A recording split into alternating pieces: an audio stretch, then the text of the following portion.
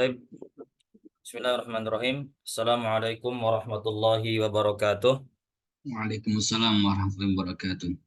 Alhamdulillahi rabbil alamin wa bihi nasta'inu ala umuri dunya waddin. Wassalatu wassalamu ala asyrafil anbiya'i wal mursalin nabiyyina wa habibina Muhammad ibn Abdullah wa ala alihi wa sahbihi wa man sara ala nahji wastanna bisunnatihi ila yaumiddin. Wa ba'd. Alhamdulillah kita panjatkan puji dan syukur kita kepada Allah Subhanahu wa taala yang memberikan kepada kita di kesempatan sore hari ini banyak kenikmatan sehingga kita bisa berkesempatan menimba, baca, mempelajari hadis-hadis Rasulullah Shallallahu Alaihi Wasallam. Semoga Allah Subhanahu Wa Taala berikan keberkahan kepada kita semua dan Allah Subhanahu Wa Taala jadikan amal kita di hari ini menjadi amal yang diterima di sisinya. Amin ya rabbal alamin.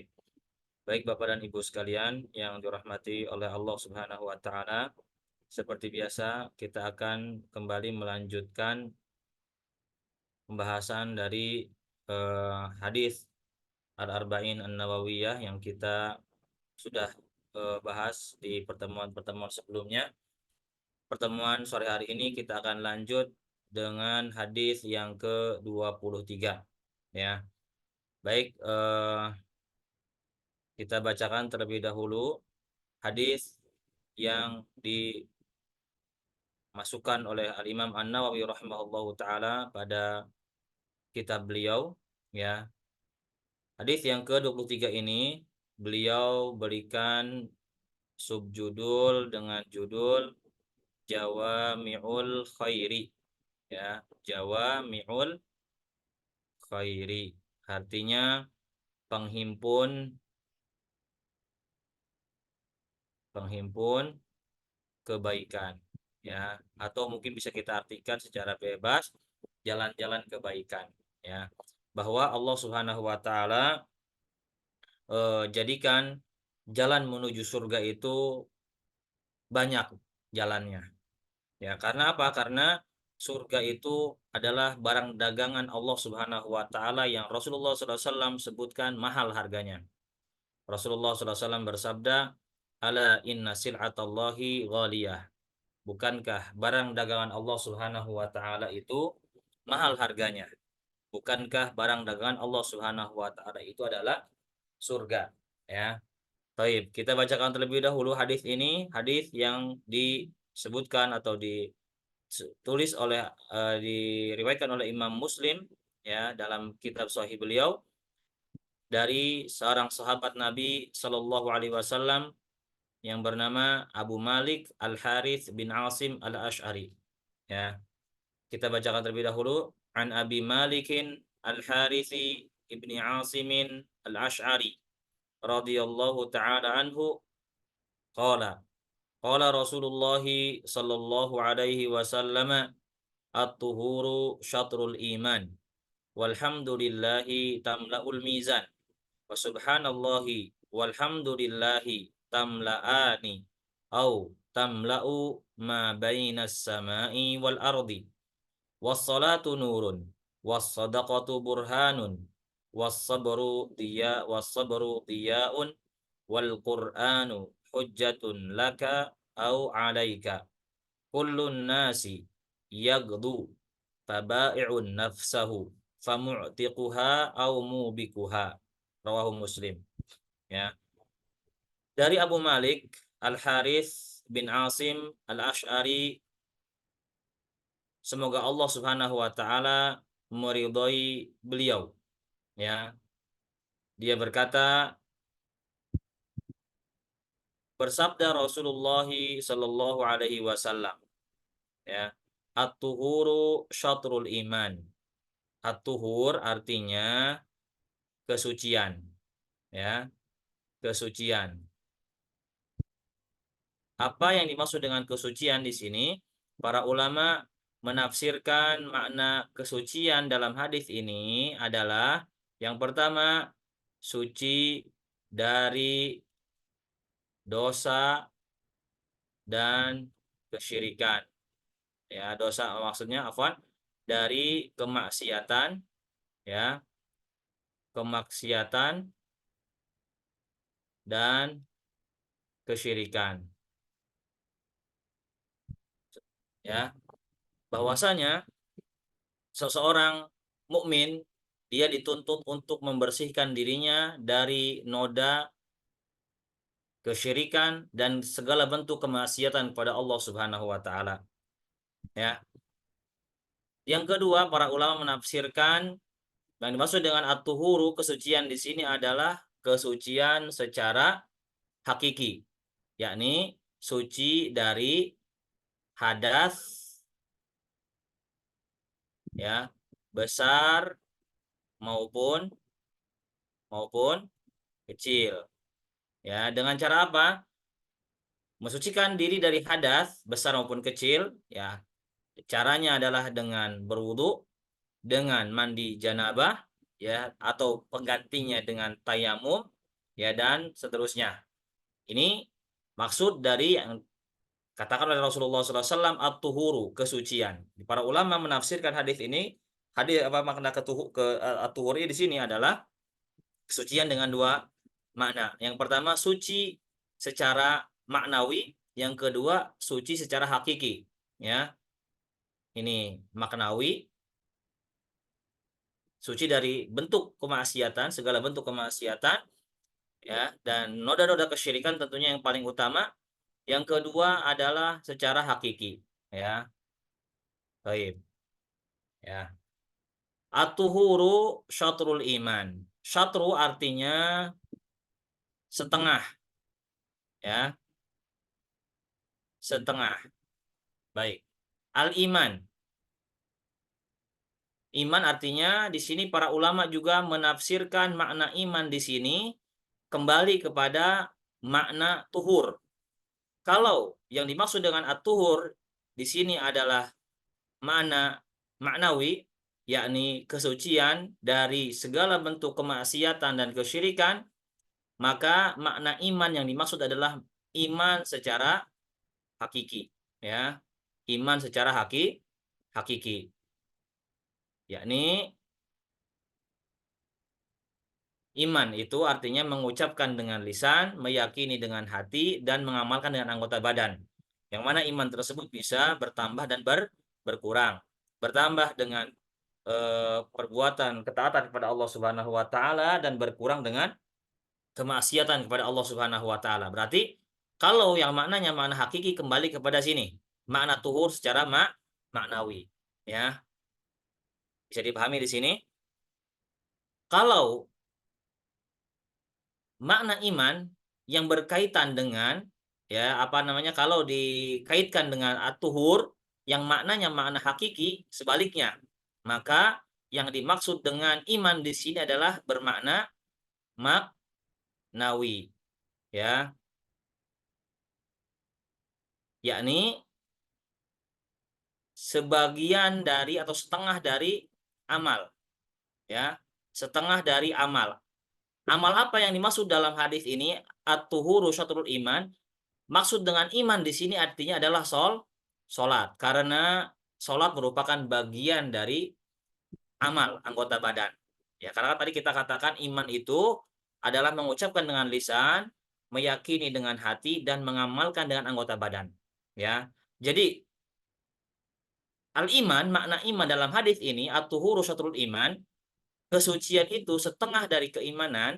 Ya, makna iman kalau kaitannya dengan at-tuhur yang maknanya maknawi, maka makna iman di sini adalah hakiki. Kebalikannya, ya. Kalau al-iman di sini dikaitkan dengan at-tuhuru yang artinya kesucian secara hakiki, yakni suci dari hadas besar maupun kecil, makna iman di sini adalah makna makna manawi, ya, yang artinya setengah dari amalan. Amal apa itu? Amal solat. Ya, karena terkadang makna iman itu datang dengan makna amal. Ya, contohnya di dalam surat Al-Baqarah Allah Subhanahu wa taala berfirman menyebutkan tentang perpindahan arah kiblat dari yang awalnya kaum muslimin mereka berarah kiblat ke Baitul Maqdis, kemudian turun ayat memerintahkan mereka untuk berpindah ke kemana, ke Mekah, ke Ka'bah, ya. ke Baitullah Al-Haram di Mekah, maka Allah Subhanahu wa taala berfirman di dalam Al-Qur'an, "Wa ma kana Allahu liyudhi'a imanakum." Ya, "Wa ma kana Allahu liyudhi'a imanakum." Dan Allah Subhanahu wa taala tidaklah akan menghilangkan, ya, menyia-nyiakan amal-amal kalian. Amal di situ maksudnya adalah amalan sholat mereka yang dahulu mereka kerjakan menghadap ke arah kiblat. Afwan, ke arah Baitul Maqdis. Sampai di sini bisa dipahami Bapak Ibu sekalian ya. Makna at-tuhuru syatrul iman. Ya. Kesucian itu merupakan setengah dari iman. Ya. Kita kembali ke makna iman secara maknawi yang artinya diartikan dengan amalan, yaitu sholat maksudnya. Ya. Di dalam hukum bahwasanya toharoh itu merupakan syarat sahnya sholat. Ya, toharoh bagian dari atau merupakan syarat sahnya sholat. Orang yang sholat tidak melakukan toharoh, tidak suci dari hadas besar maupun kecil, maka sholatnya tidak sah. Itu makna syarat sah. Ya, sebagaimana sabda Nabi Shallallahu Alaihi Wasallam, la yaqbalullahu salata ahadikum idza ahdatha hatta yatawadda. Allah Subhanahu wa taala tidak akan menerima salat salah seorang dari kalian sampai ketika dia berhadas, dia bersuci. Ya, ini makna at-tuhuru syatrul iman. Ya. Makanya dalam hadis yang lain Rasulullah SAW juga bersabda, "Man tawaddo'a mithla wudu'i hada." Barang siapa yang dia berwudu seperti wuduku ini. Enggak mau. Ya. Enggak mau. Tsumma shalla ini. Kemudian dia melakukan sholat 2 rakaat. La yuhadditsu fihi nafsahu. Kemudian dia tidak tidak memikirkan perkara-perkara dunia di dalam sholatnya tersebut, ya. Dia menghindarkan pikiran-pikiran dunia di dalam sholatnya tersebut. Ghufira lahu ma taqaddama min dzambih. Maka akan diampuni dosa-dosanya yang telah lalu. Baik, ini makna at-tuhuru syatrul iman. Ya. Kemudian Rasulullah SAW bersabda, walhamdulillahi tamlaul mizan. Ya, ucapan hamdalah. Alhamdulillah, segala puji bagi Allah. Alhamdulillah artinya segala puji. Ya, pujian. Segala puji bagi Allah. Tamla'u artinya memenuhi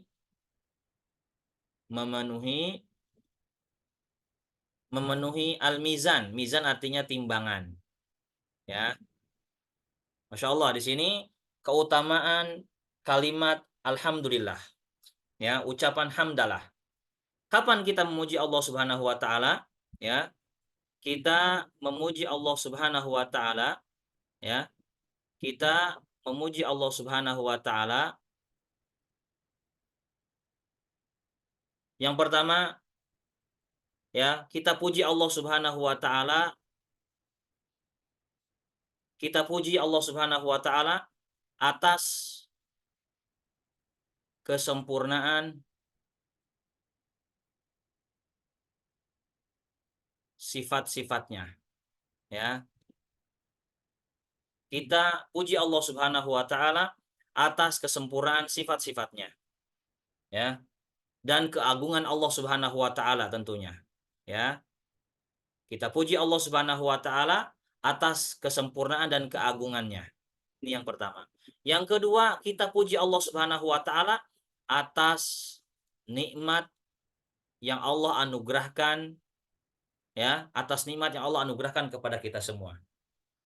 Ini makna alhamdulillah, ya, yang disebut oleh para ulama bahwasanya seseorang dianjurkan untuk banyak memuji Allah Subhanahu wa taala atas nikmat yang Allah Subhanahu wa taala limpahkan kepadanya. Ya, yang kedua, dia memuji Allah Subhanahu wa taala atas kesempurnaan sifat-sifatnya dan keagungannya.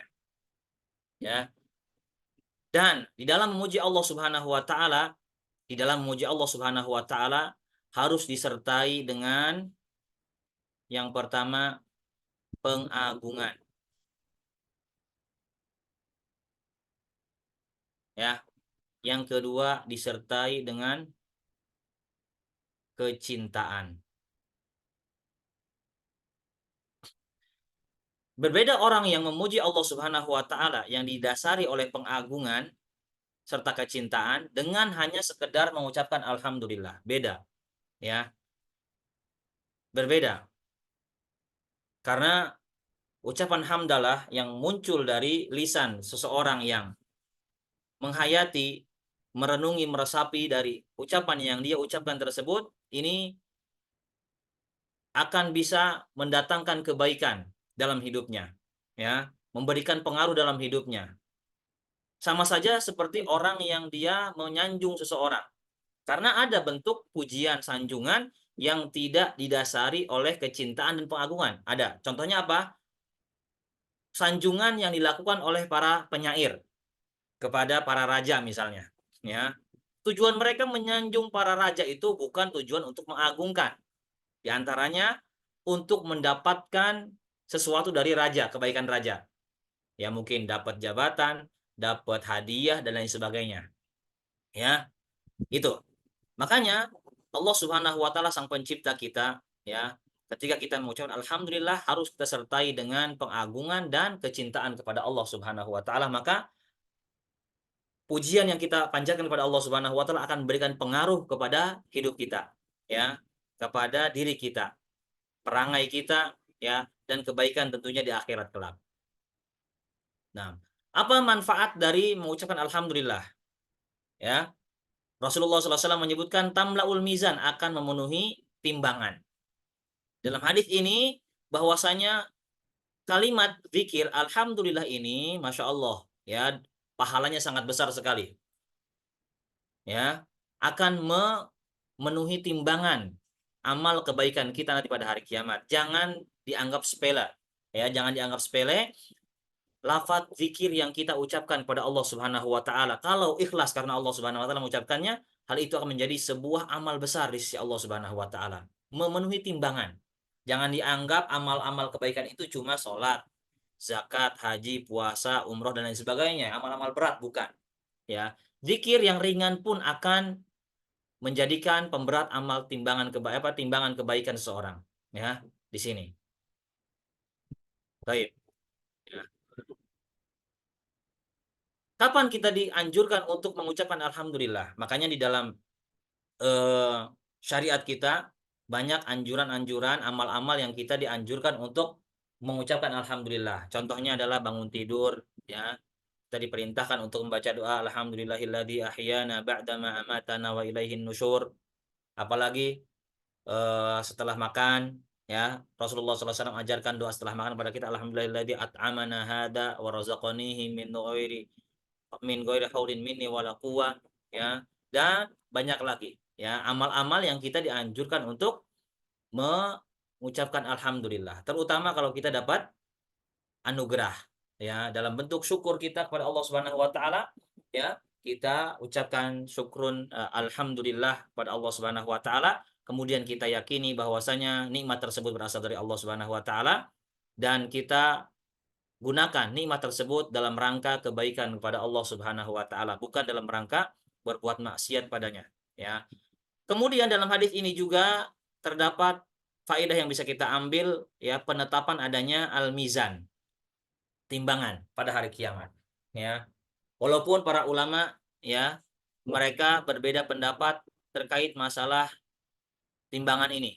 Namun perbedaan pendapat para ulama di sini artinya yang bersifat cabang, bukan inti, ya, bukan pokok, bukan usul, tapi cabang. Apa yang mereka perselisihkan? Apakah timbangan yang digunakan nanti untuk menimbang, ya, manusia itu satu atau banyak timbangannya? Sebagian ulama mengatakan timbangannya satu, ya. Ada yang mengatakan banyak, ya. Setiap umat punya timbangan. Setiap nabi punya timbangan dan dengan umatnya, ya, seperti itu. Setiap amal ada timbangannya, bermacam-macam. Ini perbedaan dalam masalah cabang akidah, bukan perbedaan dalam masalah pokok, ya. Kalau perbedaan dalam masalah pokok, adalah orang-orang yang mengingkari adanya timbangan, mizan. Ya, itu yang tercela dan haram hukumnya perbedaan dalam masalah akidah, dalam masalah yang pokok. Ya, ketika ada orang mengatakan tidak mengimani adanya timbangan. Ya, ini sekali lagi penetapan adanya timbangan nanti pada hari kiamat. Kita imani, ya. Dan para ulama pun berbeda pendapat juga apakah yang ditimbang itu orangnya, apakah bentuk amalannya, ataukah catatan amal kebaikannya. Para ulama berselisih pendapat. Ada yang mengatakan yang ditimbang adalah nanti manusianya. Ya, karena dalam hadis disebutkan setiap pendapat tersebut disertai dengan dalil, tidak hanya sekedar anggapan saja, ya.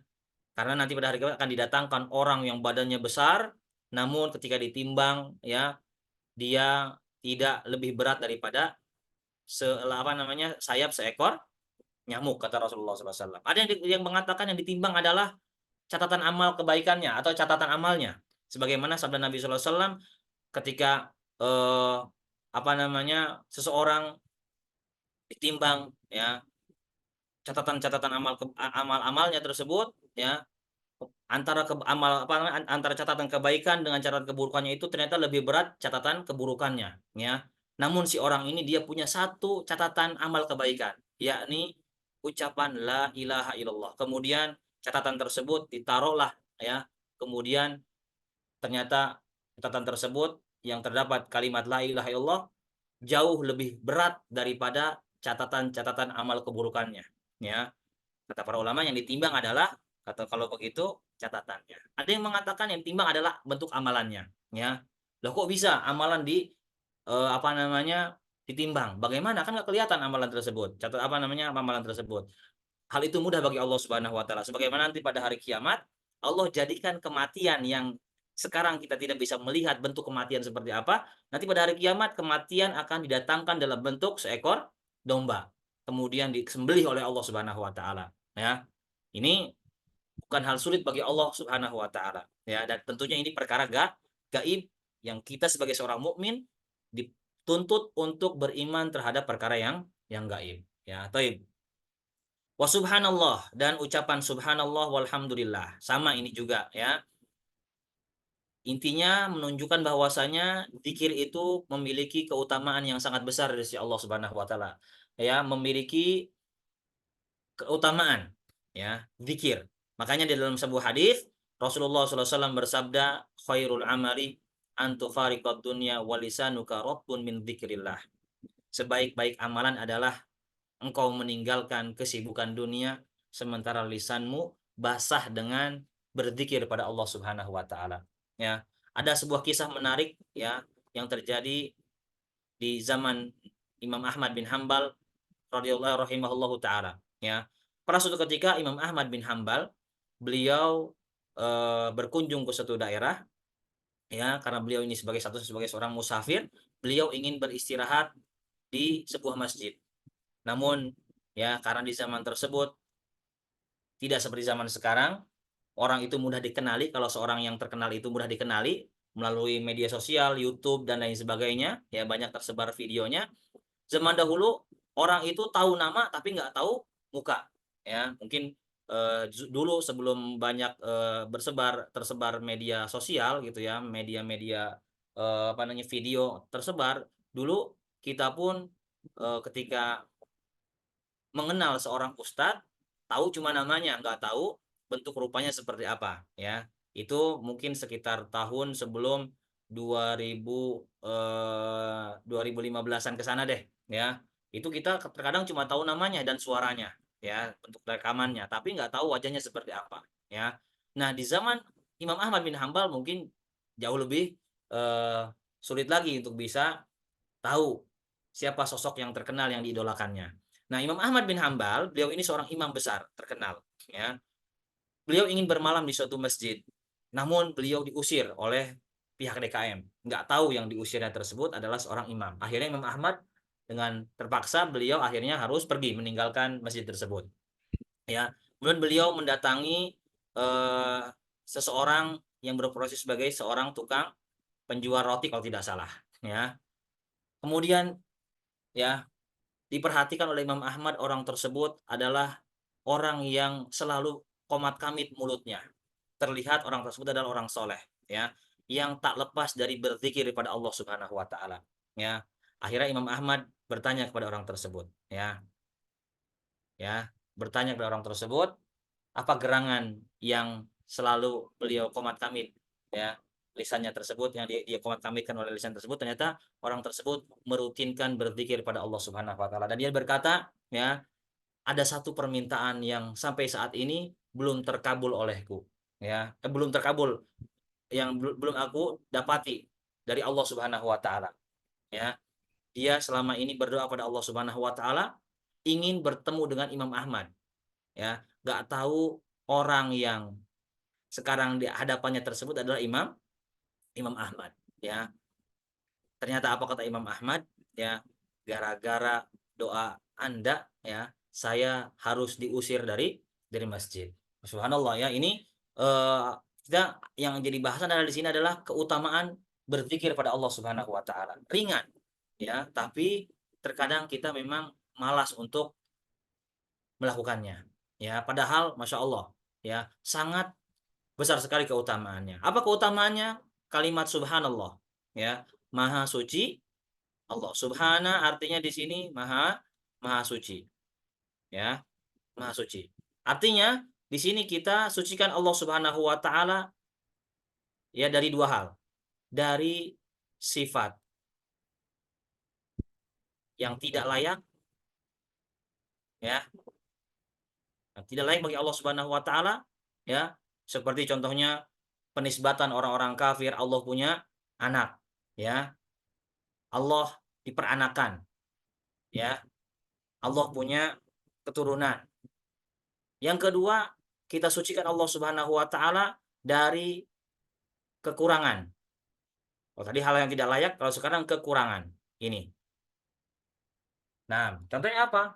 Seperti yang dilakukan oleh ahlul bid'ah, mengatakan bahwasanya Allah itu mendengar tapi tanpa apa namanya Allah mendengar tapi eh, tidak dengan pendengaran. Ya, gimana? Ya, Allah mereka menafikan tangan Allah Subhanahu wa taala. Mereka menafikan sifat kalam Allah Subhanahu wa taala, tidak layak bagi Allah Subhanahu wa taala untuk berbicara, ya. Seperti itu. Ya, maka maksud dari subhanallah di sini adalah kita sucikan Allah Subhanahu wa taala dari sifat yang tidak layak baginya dan hal-hal yang kekurangan bagi Allah Subhanahu wa taala. Ya. Apa keutamaan dua kalimat ini? Tamlaani. Tamlaani artinya memenuhi, sama seperti yang di atas. Au tamla'u, ya, artinya sama, ya, memenuhi. Ma bainas sama'i wal ardi. Masya Allah, ya, ini keutamaan dua kalimat zikir di sini. Subhanallah walhamdulillah, ya. Wassalatu nurun. Salat adalah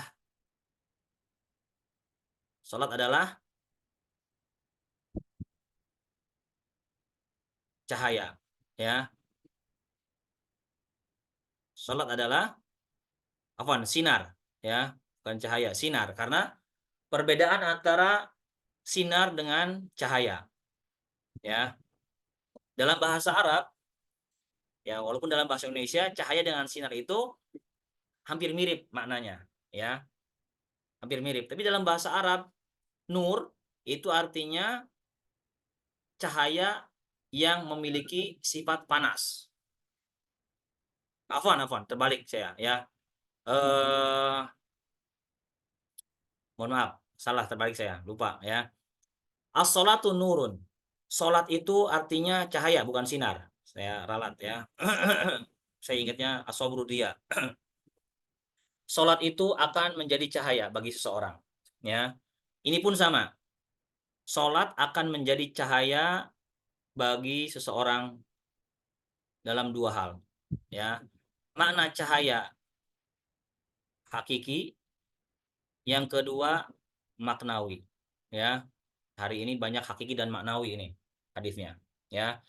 Makna cahaya secara hakiki, salat itu akan menjadi penerang seseorang, ya, nanti di akhiratnya.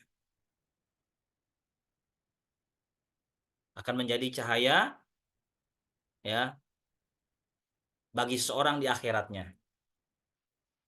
di alam kuburnya, di padang mahsyarnya, dan ketika menghadapi pengadilan Allah Subhanahu wa taala. Ya. Ini ketika mereka juga menyeberang Shiratal Mustaqim, ya makanya dalam sebuah hadis Rasulullah SAW pernah menyebutkan perkara sholat. Kata Rasulullah SAW, dia bersabda, barang siapa yang menjaga sholatnya, maka dia akan mendapatkan cahaya, akan mendapatkan petunjuk dan keselamatan pada hari kiamat. Dan barang siapa yang tidak menjaga sholatnya, maka dia tidak akan mendapatkan cahaya, tidak akan mendapatkan petunjuk, dan tidak akan mendapatkan keselamatan. Nanti dia pada hari kiamat, kata Rasulullah SAW, akan digabungkan bersama siapa? Fir'aun, Qorun, Haman, dan Ubay bin Khalaf. Ya, mereka ini orang-orang yang dikatakan dedengkotnya orang-orang yang menyelisih Allah Subhanahu wa taala, berbuat kufur pada Allah Subhanahu wa taala. Firaun, ya, tidak sholat karena kedudukannya, ya, karena kekuasaannya, sibuk dengan kekuasaannya, ya. Siapa lagi? Korun, dia tidak sholat karena sibuk dengan hartanya, dengan menjaga hartanya. Siapa lagi? Haman, dia tidak sholat karena dia sibuk dengan jabatannya sebagai seorang panglima Firaun. Ubay bin Khalaf, dia terkenal sebagai seorang saudagar pedagang yang sukses di Mekah, ya. Dia juga tidak sholat. Maka kata para ulama, orang yang tidak sholat itu, kalau tidak sholatnya karena sibuk dengan dunianya, kalau karena dengan perdagangannya, berarti dia mirip dengan siapa? Ubay bin Khalaf dan seterusnya, ya.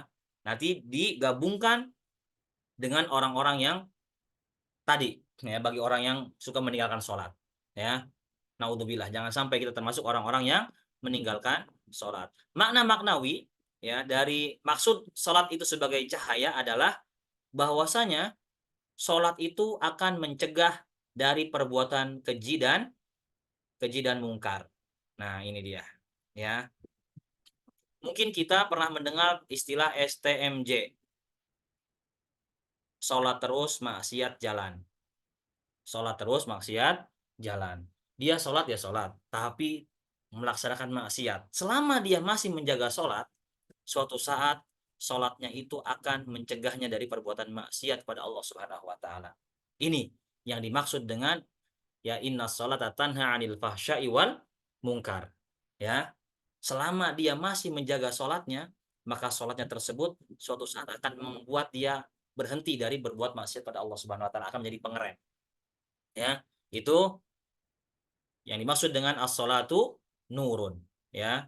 Maksudnya di sini adalah sholat itu sebagai cahaya hakiki, nanti di akhirat akan menjadi cahaya bagi penerang bagi dia ketika menemui alam kegelapan, terutama di alam kubur. Sholatnya akan menjadi penerangnya. Makanya Rasulullah SAW bersabda juga, basyiril masyaina fi dzulmatil laili ilal masajid bin nuri tam yaumil qiyamah. Berikan kabar gembira kepada orang-orang yang melangkahkan kakinya berjalan menuju masjid di kegelapan malam. Maksudnya dari sini adalah mereka melangkahkan kakinya untuk melaksanakan sholat isya dengan sholat subuh ke masjid. Ya, dengan apa? Cahaya yang sempurna nanti pada hari kiamat. Baik, ya. Kemudian wasodaqatu burhanun. Sodakoh artinya sedekah. Burhan artinya bukti. Ya, burhan artinya bukti. Bukti apa? Bukti akan kebenaran, akan ketulusan, ya. Bukti akan ketulusan iman seseorang, ya. Sedekah itu sebagai bukti kejujuran, ketulusan iman seseorang pada Allah Subhanahu wa taala, ya. Beda antara zakat dengan sedekah. Kalau zakat ini sifatnya wajib. Seorang dia yang memiliki harta sudah mencapai nisab dan masuk haul, ya, suka nggak suka dia harus menunaikan kewajiban zakat. Dia keluarkan dari hartanya, ya.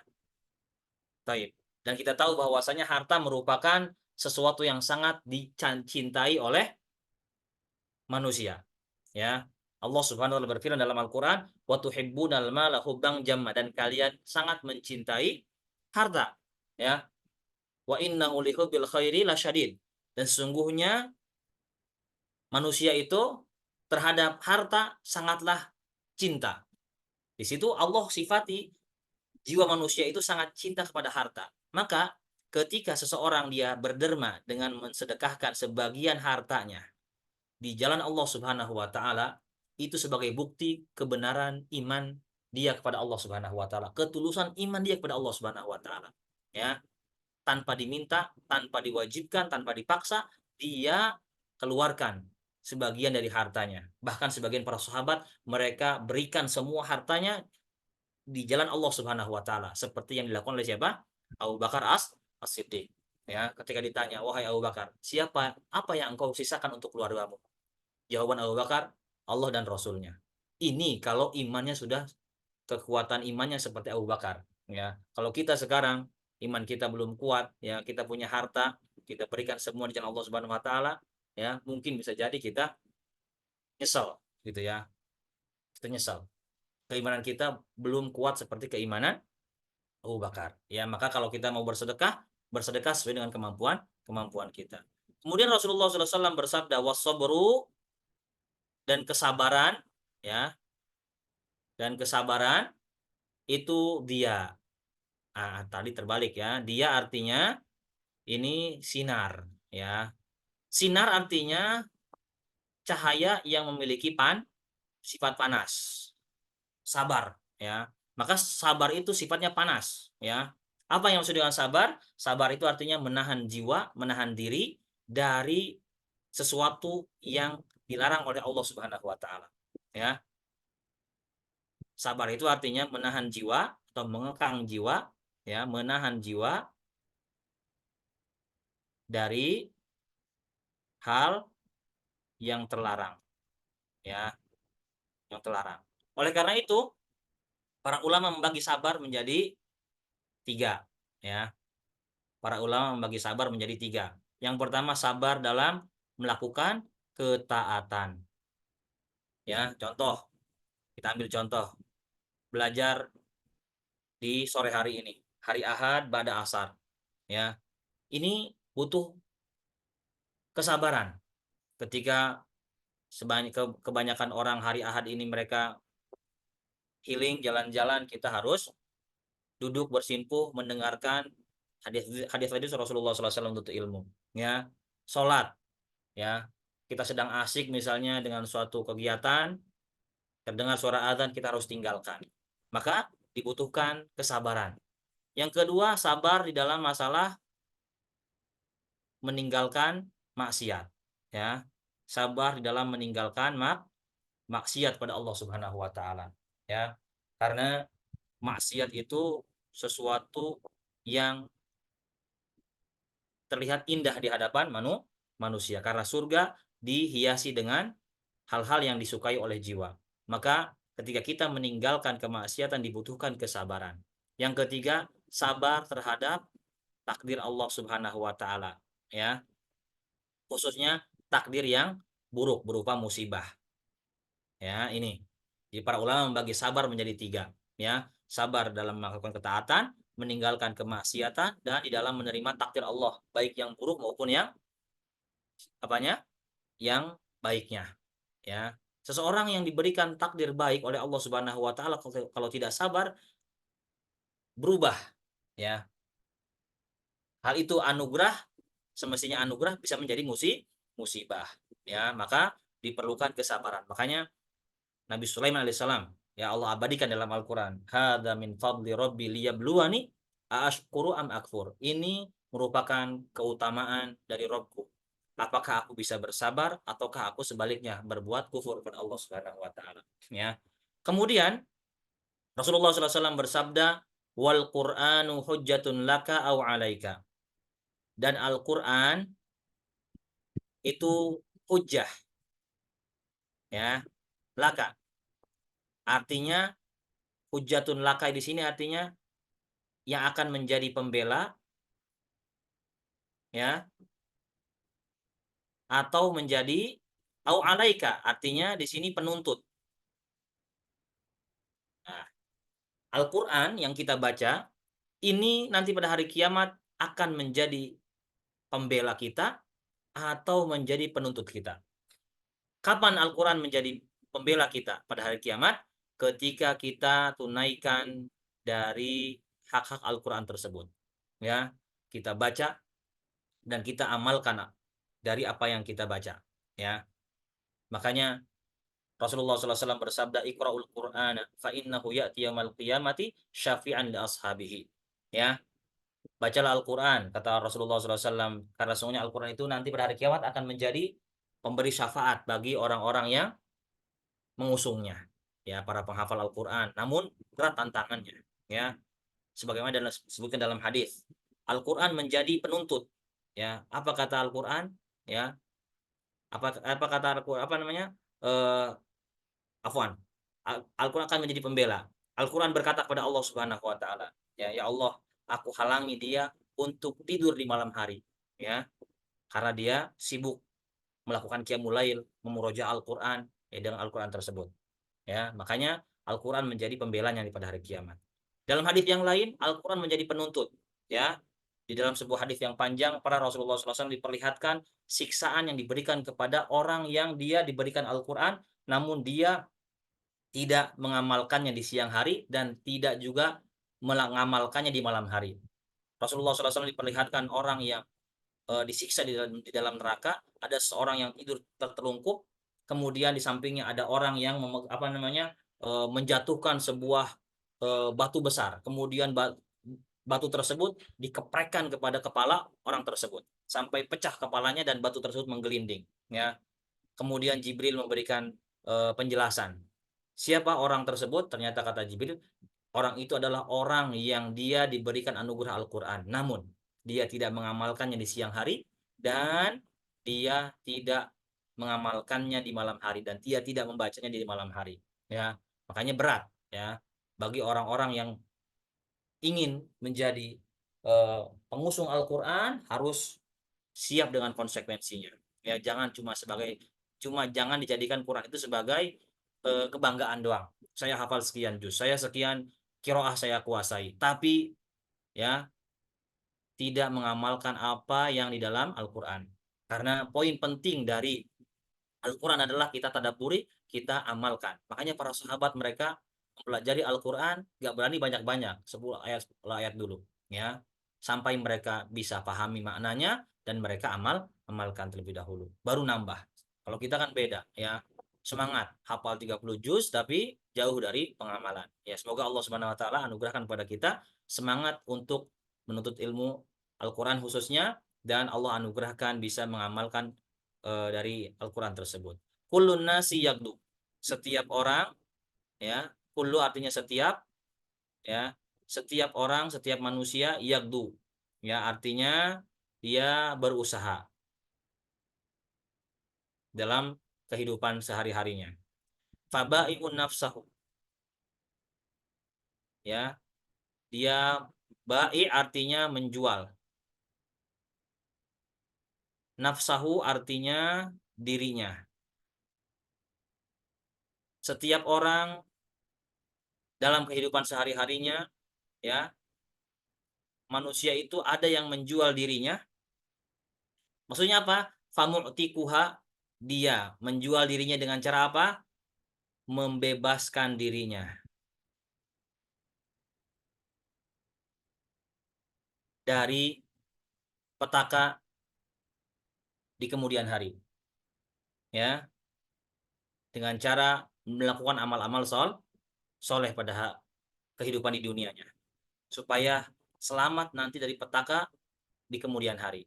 Au mubikuha, atau dia mencelakakan dirinya, ya, mencelakakan dirinya dengan cara apa? Melakukan kemaksiatan pada Allah Subhanahu wa taala dalam kesehariannya, ya. Ini dilakukan oleh orang-orang kafir tentunya yang paling utama. Mereka adalah orang-orang yang tidak mengindahkan perintah Allah Subhanahu wa taala, ya. Tidak mengindahkan aturan Allah Subhanahu wa taala. Itu makna kullun nasi yagdu, setiap manusia mereka berusaha. Maka ada yang dia itu menjual dirinya, famu'tiquha, ada yang dia itu menyelamatkan, membebaskan dirinya dari petaka di kemudian hari, tentunya di hari kiamat tentunya. Au mubiquha, ada yang juga yang mencelakakan dirinya sendiri. Ya, yang paling terdepan adalah mereka orang-orang kafir, orang-orang musyrik. Ya, banyak melakukan kemaksiatan kepada Allah Subhanahu wa Ta'ala. Ya, ini kandungan hadis yang bisa kita jelaskan pada kesempatan sore hari ini. Semoga bisa dipahami apa yang dipaparkan. Ya, mohon maaf ini coret-coretnya agak semeraut. Ya, mudah-mudahan bisa dipahami. Ya, ada yang ingin ditanyakan dulu sebelum kita lanjut ke hadis berikutnya dari yang dijelaskan? Insya Allah bisa dipahami, Bapak Ibu sekalian. Kalau tidak ada, mohon dihapus Pak Apri, tolong bantu dihapus. Kita masuk ke hadis yang ke-24. Ini hadisnya agak panjang, ya. Kalau tidak sampai selesai sore hari ini, kita akan lanjut pada pertemuan berikutnya insya Allah, ya. Baik. Hadis yang ke-24 ini, ya, berkata Imam An-Nawawi rahimahullahu taala, beliau memberikan subjudul Fadlullahi ta'ala atau azza wa jalla. Fadlun artinya keutamaan. Ya, keutamaan Allah, ya. Atau kebaikan, bisa dikatakan kebaikan. Atau bisa dikatakan juga anugerah, gitu ya. Anugerah Allah Subhanahu wa taala tentunya kepada para hambanya, ya. Hadis ini merupakan hadis yang cukup lumayan panjang, ya. Al-Imam An-Nawawi rahimahullahu taala masukkan hadis ini, ya, sebagai apa namanya? Pengingat kepada kita semuanya bahwasanya manusia itu butuh kepada Allah Subhanahu wa taala, butuh kepada kebaikan Allah Subhanahu wa taala, butuh kepada keutamaan Allah Subhanahu wa taala dan anugerahnya, ya. Kalau kita tanpa anugerah Allah Subhanahu wa taala, mustahil kita bisa menjalani hidup dengan baik di muka bumi ini, ya. Hadis ini diriwayatkan oleh seorang sahabat yang mulia, Abu Dzar Al-Ghifari. Semoga Allah Subhanahu wa taala meridhai beliau, ya. Kita baca dulu Pak Abri, ya. An Abi Dzarrin Al-Ghifari radhiyallahu taala anhu anin Nabi sallallahu alaihi wasallam fima yarwihi an rabbih azza wa jalla annahu qala ya ibadi inni haramtu dhulma ala nafsi wa ja'altuhu bainakum muharraman fala tadhalamu ya ibadi kullukum dhallun illa man hadaituhu fastahduni ahdikum ya ibadi kullukum ja'i'un illa man at'amtuhu fastat'imuni ut'imkum ya ibadi kullukum 'arin illa man kasautuhu fastaksuni aksukum ya ibadi innakum tukhti'una bil-laili wan-nahar wa ana aghfirudz dzunuba jami'a fastaghfiruni aghfir lakum ya ibadi innakum lan tablughu dhurri fatadurruni wa lan tablughu naf'i fatanfa'uni ya ibadi law anna awwalakum wa akhirakum wa insakum wa jinnakum kanu ala atqa qalbi rajulin wahidin minkum ma zada dzalika fi mulki syai'an ya ibadi law anna awwalakum wa akhirakum wa insakum wa jinnakum kanu ala afjari qalbi rajulin wahidin minkum ma naqasa dzalika min mulki syai'a ya ibadi law anna awwalakum wa akhirakum. Pak Apri naik ke atas. Wa akhirakum wa insakum wa jinnakum qamu fi sa'idin wahidin fasa'aluni fa'a'taitu kulla wahidin mas'alatahu ma naqasa dzalika mimma 'indi illa kama yanqusul mikhyat idza udkhilal bahr ya ibadi innama hiya a'malukum uhsiha lakum thumma uwaffikum iyyaha faman wajada khairan falyahmadillah wa man wajada ghaira dzalika fala yalumanna illa nafsah. Baik, naik ke atas Pak Apri, kita jelaskan di atas. Ya, semoga mungkin kita akan batasi sampai potongan hadis yang atas aja mungkin sini ya, karena waktunya tinggal 10 menit lagi ya. Biar nanti kita lanjutkan bersamaan dengan hadis berikutnya nanti di pekan depan insya Allah ya. Dari Abu Dzar Al-Ghifari. Abu Dzar Al-Ghifari ini merupakan seorang sahabat yang sangat terkenal akan kezuhudannya ya. Seorang sahabat yang terkenal dengan kezuhudannya ya. Beliau wafat di masa kekhalifahan Utsman bin Affan radhiyallahu taala anhu ya. Beliau wafat dalam kondisi sendirian karena beliau memang mengasingkan diri ya, menjauh dari kota Madinah yang saat itu di zaman itu terjadi banyak fitnah ya. Akhirnya beliau mengasingkan diri dari kota Madinah. Benarlah yang disabdakan oleh Rasulullah SAW ya, bahwasanya Abu Dzar Al-Ghifari itu dia ya hidup sendiri, kemudian dia mati sendiri ya, dan nanti dibangkitkan pada hari kiamat dalam kondisi sendiri kata Rasulullah SAW ya. Dan ketika wafat Abu Dzar Al-Ghifari ini ya, istrinya mencari bantuan ke sana kemari untuk bisa mengurusi jenazah suaminya. Ternyata lewatlah seorang satu kafilah dari Syam kalau tidak salah, akhirnya mereka lah yang mengurusi jenazah Abu Dzar Al-Ghifari. Itu maksudnya kata Rasulullah SAW, yamutu wahidan, ya dia wafat sendiri ya. Nah, semoga Allah meridhoi Abu Dzar Al-Ghifari. Nama asli beliau adalah Jundub bin Junadah Al-Ghifari ya, yang lebih dikenal dengan Abu Dzar. Nama aslinya Jundub ya. Taib. Dari Nabi Shallallahu alaihi wasallam. Ya, an di sini artinya dari Nabi Shallallahu alaihi wasallam fima yarwihi. Ya, yang beliau riwayatkan. Yang Nabi riwayatkan fima yarwihi, yang Nabi riwayatkan ya, artinya fima yarwihi artinya yang Nabi riwayatkan an robbihi,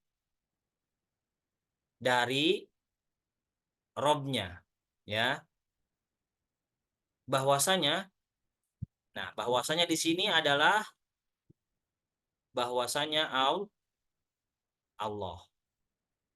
Jadi ya, Abu Dzar Al-Ghifari meriwayatkan hadis dari Nabi Shallallahu alaihi wasallam, yang Nabi riwayatkan hadis ini dari Allah Subhanahu wa taala. Bisa dipahami di sini?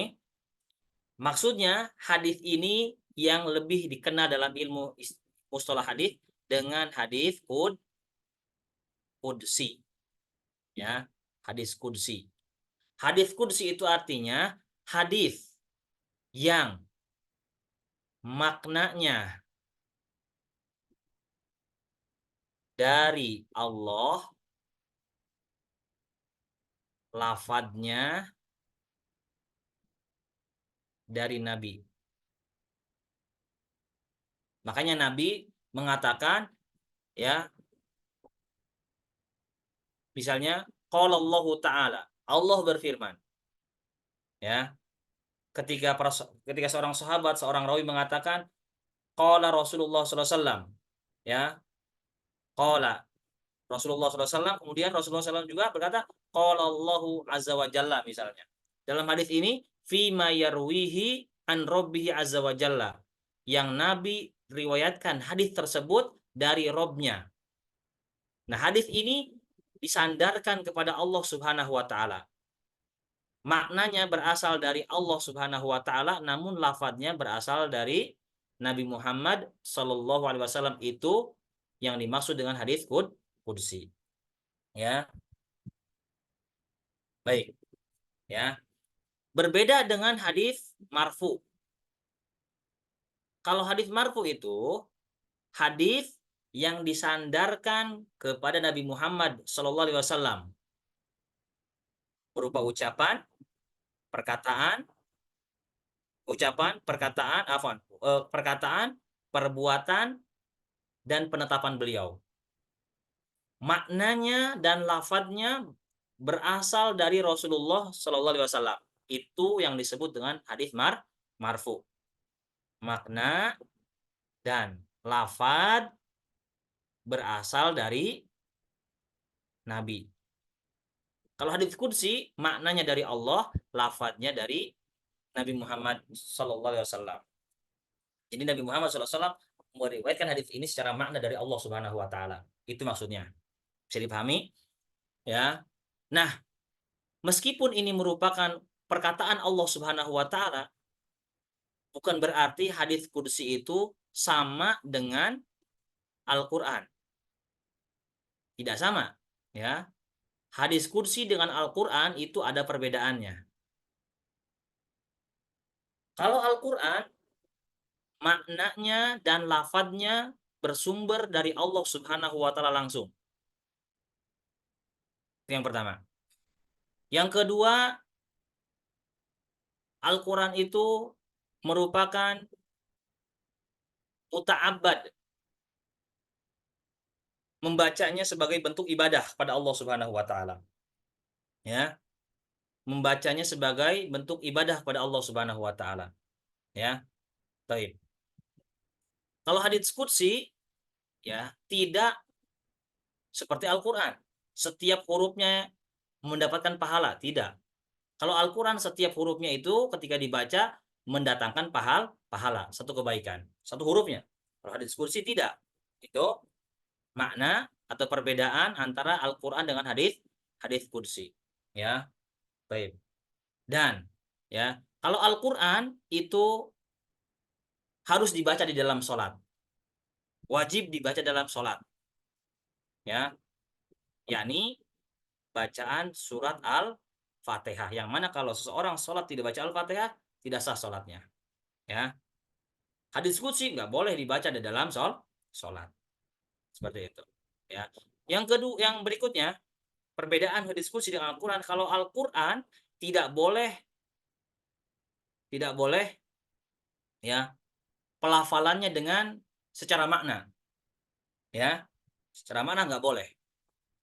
Misalnya orang baca Al-Fatihah karena dia nggak hafal tapi dia secara makna nggak bisa. Kalau hadis qudsi boleh periwayatannya dengan cara makna. Ya. Kalau Al-Quran hukumnya mutawatir sampai kepada kita dengan jalan mutawatir. Mutawatir itu banyak periwayatannya. Kalau hadits qudsi ada yang mutawatir, ada yang ahad. Ya. Ada yang sahih, ada juga yang tidak sahih. Itu hadits qudsi. Kalau Al-Qur'an, kaum muslimin sepakat bahwasanya Al-Qur'an itu adalah mutlak kebenarannya.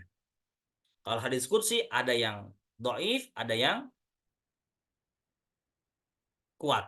Seperti itu. Ada yang sahih. Seperti itu. Ini perbedaan antara Al-Qur'an dengan hadis qudsi. Ya. Taib. Ya. Kalau hadis marfu, ya ini tadi semua kembali lagi makna dan lafadznya berasal dari Nabi Shallallahu Alaihi Wasallam. Ya. Makna dan lafadznya berasal dari Nabi Muhammad Shallallahu Alaihi Wasallam. Ini yang disebut dengan hadis qudsi. Kalau kita membaca hadis anin Nabi sallallahu alaihi wasallam fi ma yarwihi an rabbih azza wa jalla. Ya, atau misalnya qala Rasulullah sallallahu alaihi wasallam qala Allahu azza wa jalla. Berarti itu hadis qudsi. Ya, taib. Ya. Apa yang Allah Subhanahu wa taala firmankan dalam hadis qudsi ini? Allah berfirman, Allah berfirman di sini, ya. Ya ibadi, wahai para hambaku. Nah, di sini bisa kita lihat nggak mungkin ini ucapan Nabi, wahai para hambaku, nggak mungkin. Paling Nabi Muhammad SAW pun kalau mau memanggil umatnya dengan cara ya ummati misalnya, ya wahai umatku. Kalau ya ibadi, wahai para hambaku, ini sudah jelas berarti ini ucapan apa namanya yang layak atau berhak untuk mengucapkan ucapan ini adalah hanyalah Allah Subhanahu wa taala, ya. Inni haramtu dzulma ala nafsi. Ya, wahai para hambaku, ya, ya ibadi, wahai para hambaku. Ini sesungguhnya aku haramtu. Haramtu artinya mengharamkan. Perhatikan di sini Allah mengharamkan az-zulma, kezaliman, ala nafsi, atas diriku. Nah, di sini ya. Allah menyatakan bahwasanya Allah Subhanahu wa taala haramkan berbuat zalim kepada dirinya. Bukan berarti Allah tidak mampu berbuat zalim kepada hambanya.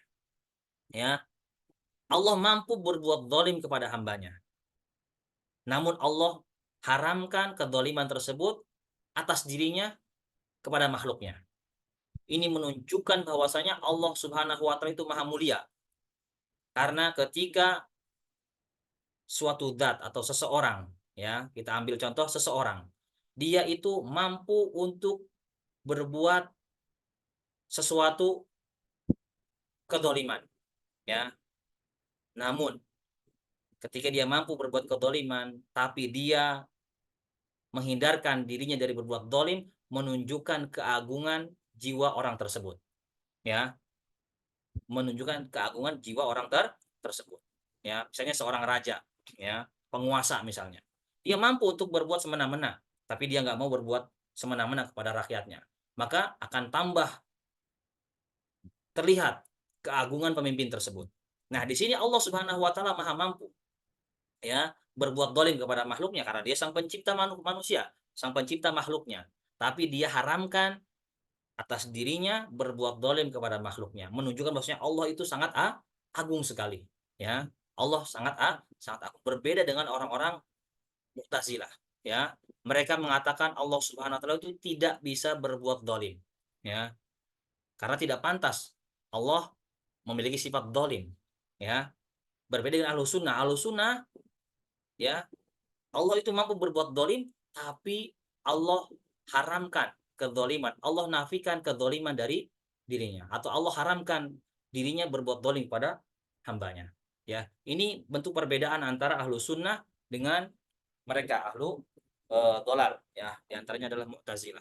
Ya, mereka orang-orang yang menolak, ya, sifat-sifat Allah Subhanahu Wa Taala karena tidak sesuai dengan akal mereka. Ya, karena konsep akidah mereka orang-orang Mu'tazilah dan Jahmiyah, ya, mereka mengedepankan akal daripada wahyu, ya.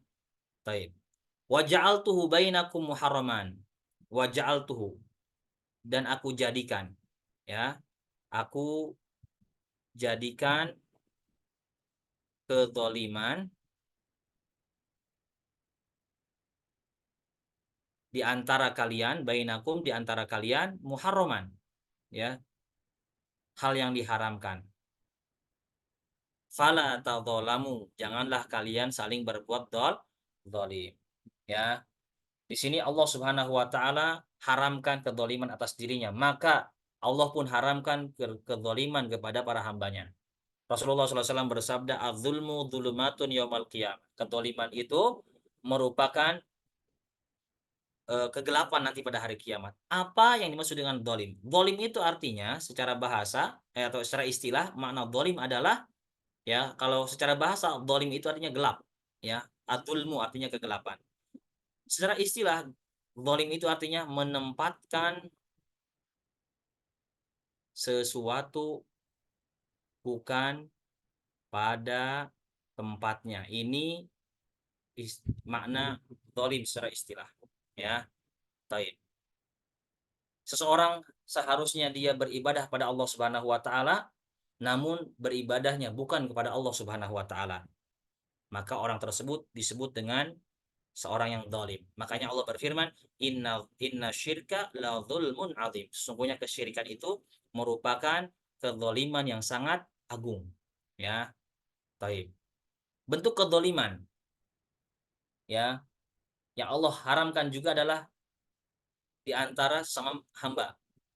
Tidak boleh, ya, berbuat zalim. Kedzaliman yang dilakukan oleh hamba itu bisa 3 bentuknya. Dia zalim kepada dirinya sendiri, afwan, 2 bentuknya. Zalim kepada dirinya, ya, seorang hamba berbuat zalim itu bisa kepada dirinya, bisa kepada orang lain. Berbuat zalim kepada dirinya misalnya menyiksa diri. Misalnya lagi apa? Berbuat maksiat pada Allah Subhanahu wa taala, karena nanti dengan maksiat dia akan sengsara di dunia dan di akhirat, ya. Berbuat zalim pada orang lain misalnya memukul orang, ya, mencela orang, memfitnah orang dan lain sebagainya, ya. Ini bentuk kedzaliman, ya. Terbagi 2. Kedzaliman yang dilakukan oleh seorang hamba itu bisa kepada dirinya dan kepada orang lain. Pada dirinya tadi dengan berbuat kemaksiatan, ya, atau berbuat zalim pada dirinya secara hakiki. Yakni apa? Misalnya dia mohon maaf ya merokok misalnya, ya minum minuman keras misalnya, ya berbuat zina misalnya, itu ya seterusnya. Ya, pada orang lain misalnya apa? Memukul, ya, mengambil hak orang lain tanpa ini seorang pemimpin, seorang pemangku jabatan misalnya berbuat zalim dengan cara apa? Mempersempit bawahannya misalnya dan seterusnya seperti itu. Ya, baik. Dengan tanpa haknya, ya. Ya ibadi, kullukum dhalun. Wahai hambaku, kalian semuanya dhalun, sesat. Ya, asal manusia ini sesat. Makanya Allah Subhanahu wa taala berfirman dalam Al-Qur'an, wallahu akhrajakum. Dialah Allah Subhanahu wa taala yang telah mengeluarkan kalian min butuni ummahatikum, dari perut ibu-ibu kalian. La ta'lamuna syai'an. Kalian tidak mengetahui apa-apa. Ya. Asalnya manusia itu adalah sesat, ya. Makanya di dalam surat Ad-Duha Allah berfirman, wa wajadaka dhalan fahada, dan kami dapati engkau dalam kondisi tersesat, ya, fahada, maka kami pun berikan hidayah kepadamu, petunjuk kepadamu, ya. Makanya kita diperintahkan untuk senantiasa meminta petunjuk kepada Allah Subhanahu wa taala siang dan malam dalam salat kita, ihdinas siratal mustaqim illa man hadaituhu, kecuali man, artinya orang yang, ya, aku beri hidayah, beri petunjuk, ya. Nah, makanya di sini kita tadi katakan wajib untuk meminta petunjuk kepada Allah Subhanahu wa taala. Fastahduni, mintalah petunjuk, ya. Mintalah petunjuk. Makanya para penghuni surga ketika mereka dimasukkan ke dalam surga, mereka mengatakan wa qalul hamdulillahilladzi hadana li hada. Ya, penghuni surga ketika mereka diberikan anugerah surga oleh Allah Subhanahu wa taala, wa qalul hamdulillahilladzi hadana li hada. Mereka berkata segala puji bagi Allah Subhanahu wa taala yang telah memberikan petunjuk kepada hal ini, pada surga maksudnya, ya. Wa ma kunna linahtadiya, dan tentulah kami tidak akan mendapatkan petunjuk laula an hadanallah. Kalau Allah Subhanahu wa taala tidak memberikan petunjuk kepada kami, ya. Jangan sampai kita beranggapan kita sekarang bisa mengenal Islam, bisa mengenal iman, bisa mengenal Allah itu karena usaha kita sendiri, bukan, ya. Kalau bukan karena Allah Subhanahu wa taala, kita tidak akan bisa mendapatkan petunjuk. Ya, makanya kewajiban kita adalah mencari kebenaran tersebut, ya, mencari kebenaran tersebut. Walladzina jahadu fina lanahdiyannahum subulana. Dan barang siapa yang bersungguh-sungguh, ya, eh, di jalan kami, maka akan kami berikan petunjuk kepada jalan-jalan kami. Ya, apa konsekuensinya ketika kita minta petunjuk pada Allah Subhanahu wa taala? Ahdikum, niscaya aku akan berikan kepada kalian petunjuk, ya. Ini kalau kita tulus meminta petunjuk kepada Allah Subhanahu wa taala, maka Allah akan berikan petunjuk kepada kita. Maka bersyukurlah bagi orang-orang yang Allah Subhanahu wa taala berikan petunjuk kepada Islam, ya. Tidak semua dari hamba Allah Subhanahu wa taala bisa mengenal Islam, ya. Dan bersyukurlah bagi orang yang diberikan petunjuk kepada iman. Tidak semua orang Islam bisa menyempurnakan imannya. Masih banyak orang yang Islam tapi jauh dari keimanan yang benar, ya. Dan bersyukurlah ketika Allah Subhanahu wa taala berikan petunjuk kepada mengenal sunnah Rasulullah Shallallahu Alaihi Wasallam. Tidak semua dari umat Nabi Muhammad Sallallahu Alaihi Wasallam diberikan petunjuk kepada sunnahnya. Semoga Allah Subhanahu Wa Taala ya teguhkan, kokohkan kita kepada Islam, kepada iman dan sunnah Rasulullah Sallallahu Alaihi Wasallam hingga ajal menyebut kita. Wallahu a'lam bishawab. Ini mungkin yang bisa kita bahas. Insya Allah nanti kekurangannya atau sisa dari potongan hadis ini akan kita lanjutkan pada pertemuan berikutnya karena hadis ini harusnya satu pertemuan ya khusus sendiri. Ini karena terlalu panjang. Insya Allah nanti pada pertemuan berikutnya akan kita lanjutkan. Walau alam bisawab, sebelum diakhiri ada yang ingin ditanyakan yang tidak jelas? Bisa dipahami semuanya, Bapak Ibu sekalian? Bisa dipahami, Bapak Ibu?